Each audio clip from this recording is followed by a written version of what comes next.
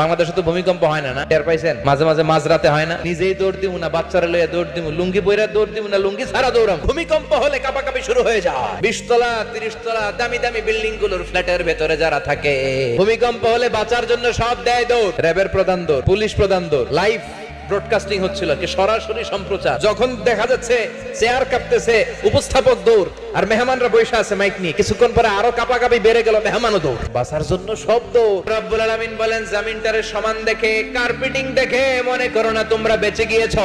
South আফ্রিকার খুবা শহরে 60 metric ton ওজনের একটা উল্কা পড়েছিল, যেখানে পড়েছে পুরো জায়গাটা বিশাল খাদ হয়ে গিয়েছে। যে বিল্ডিং এ আমরা থাকি, রাতের বেলায় ঘুমাই আর ধুম্মা চলে ধুম দেখি রাত, ওই বিল্ডিং এ যদি একটা পড়ে, ডান্স ক্লাব গুলার উপর যদি পড়ে, পতিতালয় যেগুলো আছে ওগুলা যদি পড়ে, যেই হোটেল গুলার মধ্যে আকাম কুকাম হয় ওইটার উপর যদি পড়ে, তার মানে বেঁচে গেছো, পার পেয়ে গেছো মনে করো না।